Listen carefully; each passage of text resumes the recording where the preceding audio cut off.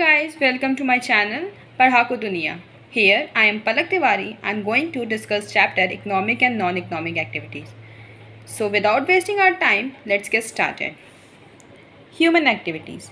Human activities are undertaken to earn a living and thereby satisfying human wants. Human activities वो सारी activities होती हैं जो कि कोई भी ह्यूमन परफॉर्म करता है अपने लिविंग को अर्न करने के लिए और अपने वांट्स को सेटिस्फाई करने के लिए।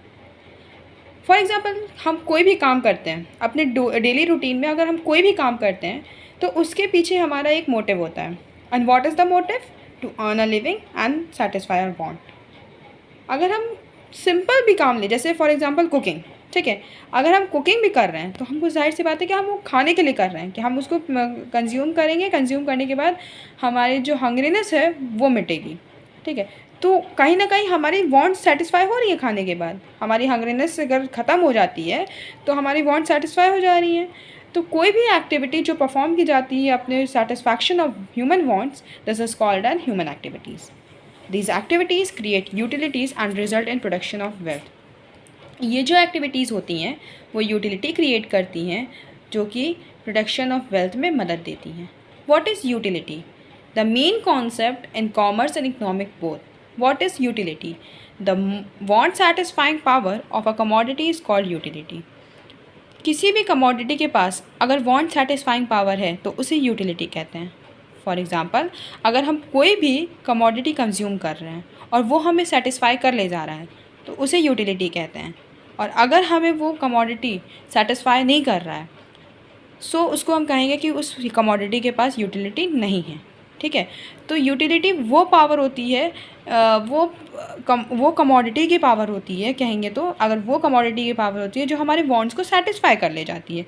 तो the utility is what? The want satisfying power of a commodity is called utility, ठीक है। तो these activities create utilities and result in production of wealth. अगर हमारे को कोई भी प्रोडक्ट यूटिलिटी प्रोवाइड करता है, यूटिलिटी मीन्स सेटिस्फैक्शन प्रोवाइड करता है, तो हम जाहिर सी बात है कि हम उस पर इन्वेस्ट करेंगे, हम उस प्रोडक्ट को और ख़रीदेंगे, जिससे कि कहीं ना कहीं हम अपने इकनॉमिक में इन्वेस्ट कर रहे हैं उसको ख़रीदने के लिए, और इन्वेस्ट करेंगे तो वेल्थ की प्रोडक्शन भी होगी, ठीक है। Then we move towards characteristics. Economic motive, जैसा कि नाम से ही पता चल रहा है, इकनॉमिक मोटिव। यहाँ पे हम किसी को सर्व नहीं कर रहे हैं, यहाँ पे हम कोई भी काम कर रहे हैं तो लिविंग अर्न करने के लिए कर रहे हैं, यहाँ पे खुद के वांट्स को सेटिस्फाई कर रहे हैं। तो undertaking to earn a living and acquire wealth to satisfy your own wants, ठीक है। आप अपने वांट्स सेटिस्फाई कर रहे हो, आप अपने जानने वाले के वांट्स सेटिस्फाई कर रहे हो, लेकिन यहाँ पे अगर हम काम कर रहे हैं तो किसी को सर्व नहीं कर रहे हैं, हम फ्री में नहीं कर रहे हैं, हमको उसके बदले में, एक्सचेंज में, उसके रेमनेशन में कुछ चाहिए।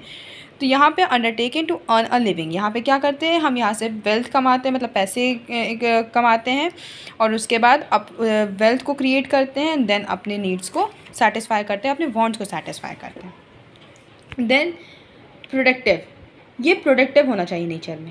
Activities which involve production, distribution and exchange of goods and services. ये वो एक्टिविटीज़ हैं जो production, distribution and exchange of goods and services. For example, अगर हम कोई भी कमोडिटी प्रोड्यूस कर रहे हैं तो वहाँ प्रोडक्शन आ जाता है। देन प्रोडक्शन के बाद हम उस कमोडिटी को ले जा कर के सेलर्स में डिस्ट्रीब्यूट कर रहे हैं, वहाँ डिस्ट्रीब्यूशन आ जाता है। एंड उसके बाद जब वो कमोडिटी डिस्ट्रीब्यूट हो जाती है तो सेलर्स होते हैं उस कमोडिटी को कस्टमर्स को एक्सचेंज करते हैं, in exchange of some remuneration. हम उसके बदले में पैसे पे करके आते हैं। अगर हम कोई भी प्रोडक्ट खरीद रहे हैं, बाय कर रहे हैं, तो उसके बदले में हम उनको पैसे पे करते हैं। तो यहाँ एक्सचेंज ऑफ गुड्स हो रहा है एंड सर्विसेज, हम सर्विसेज भी लेते हैं।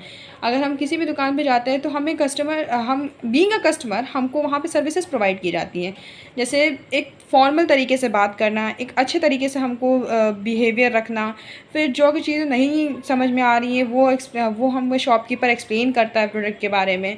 सो फुल इंक्वायरी देता है विदाउट बीइंग रूड एंड अनसफिशिएंट, ठीक है। तो ये जो चीज़ें होती हैं वो एक तरह से सर्विसेज ही देना होता है।